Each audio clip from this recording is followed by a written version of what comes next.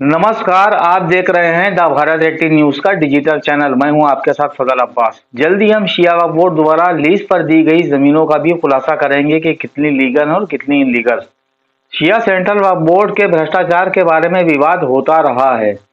कुछ लोगों का मानना है कि इसमें भ्रष्टाचार तो है, जबकि कुछ इसे सही मानते हैं। ये एक गंभीर मुद्दा है, क्योंकि भ्रष्टाचार के तथ्य होने के बावजूद कोई कार्रवाई का न होना एक सामाजिक, नैतिक और कानूनी मुद्दा हो सकता है। इस मामले में सामाजिक और कानूनी दबाव, निगरानी की कमी या और कोई कारण भी हो सकता है।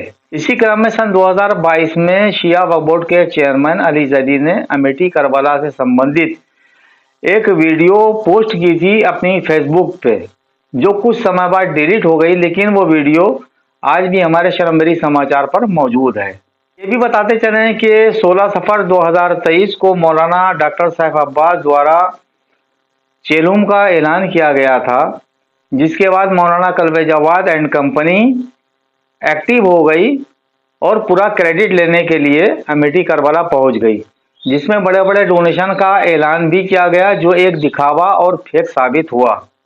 इसका परिणाम ये निकला कि मौलाना कल्बे जवाद एंड कंपनी के इस प्रोग्राम के बाद वो शिया श्रद्धालु जो इस अमेठी करबला को आबाद कर रहे थे और इससे अच्छा डेवलप कर रहे थे, यानी कि अच्छा डेवलपमेंट हो रहा था, जो सभी ने देखा। लेकिन मौलाना कल्बे जवाद के 16 सफर के 2023 के प्रोग्राम के बाद वो तमाम जो शिया वहाँ एक्टिव थे, जो श्रद्धालु जा रहे थे, उन्होंने प्रोग्राम भी बंद कर दिया और वहाँ जाना भी बंद कर दिया। इससे ये साबित होता है कि मौलाना की नीतियों से शिया कौम आजिज और बेजार हो चुकी है।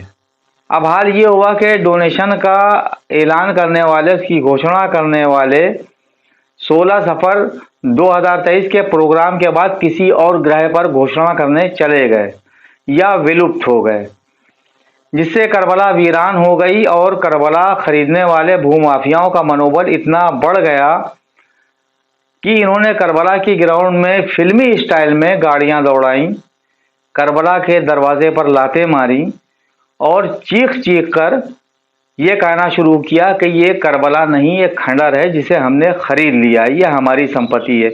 इतना होने के बावजूद खुद को शिया कौम का रहबर कहने वाले वक्फ बोर्ड के सरपरस्त की गैरत नहीं जागी, ना ही कोई प्रोटेस्ट किया, ना ही चेयरमैन अली जैदी पर कोई दबाव बनाया कि शिया वक्फ बोर्ड के अंतर्गत आने वाला एक्ट, यानी कि धाराएं 52 या 52A की कार्रवाई कराने को कहा गया या जोर दिया गया। ऐसा कुछ भी नहीं हुआ।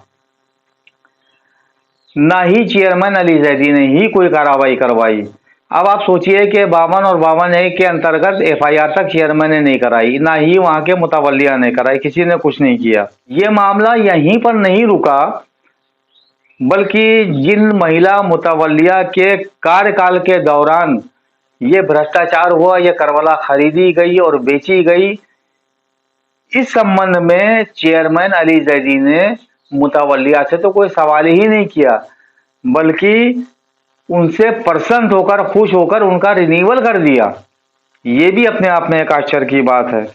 कुछ घटनाक्रम ऐसे हुए जिससे ये बात साफ हो गई कि चेयरमैन वक्फ बोर्ड अली जैदी, करबला मुजफ्फर अली अमेठी की मुतवल्लिया, करबला खरीदने वाले भूमाफिया और बेचने वाले मिलकर ये खेल खेल रहे हैं।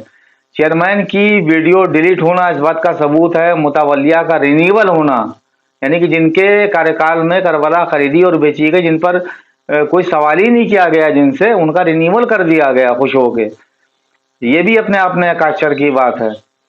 और इसके साथ साथ चेयरमैन ने वक्फ एक्ट के तहत जो शिया वक्फ बोर्ड में के अंतर्गत धाराएं आती है 52-52A की अंतर्गत FIR तक नहीं कराई।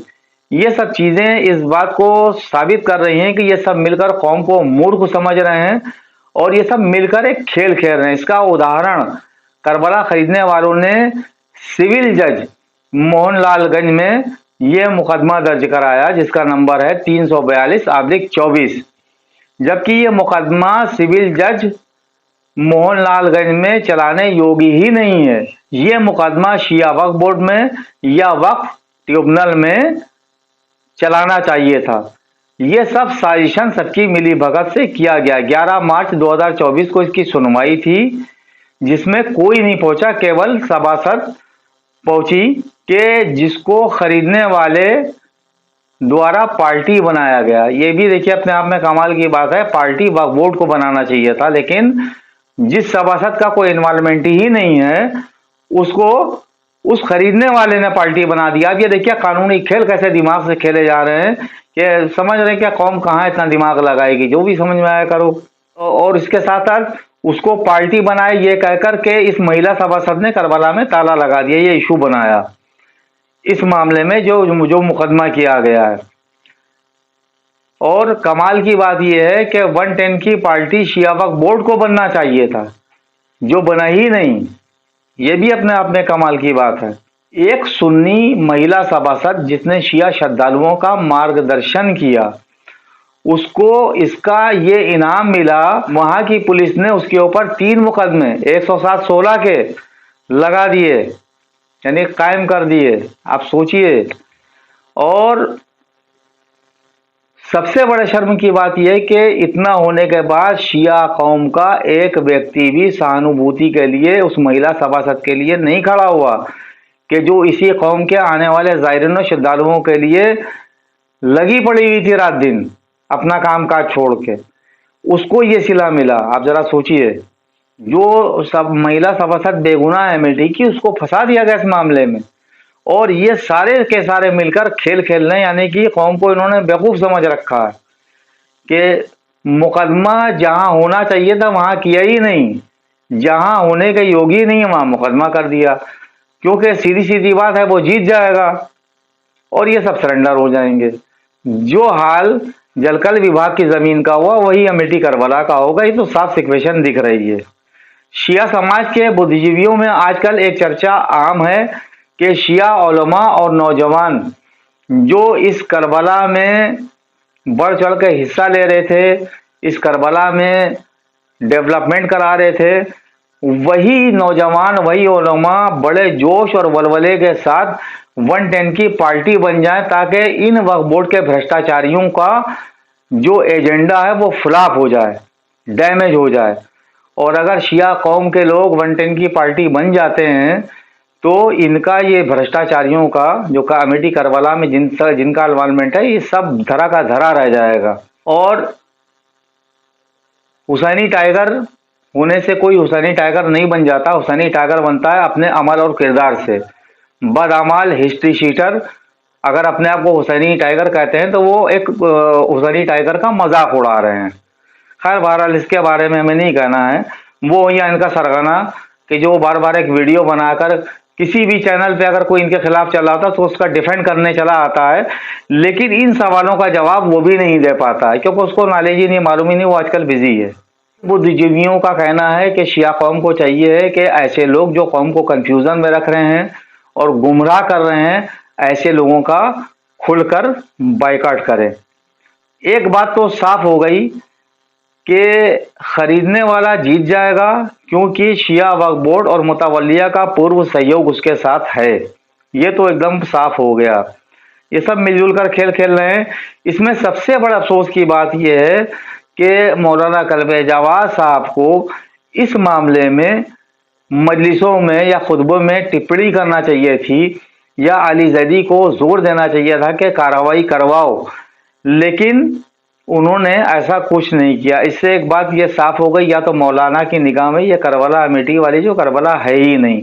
जो वो खंडर कह रहा है वो भी लग रहा है ये खंडरी समझ रहे हैं, इसीलिए उस करबला के मामले में ना ये आगे आए ना इन्होंने बोला। या तो ये इस मामले के राजदार हैं, दो में से एक बात है। और बहरहाल ये चर्चा आम है, मैं नहीं कह रहा हूँ, ये चर्चाएं हो रही हैं।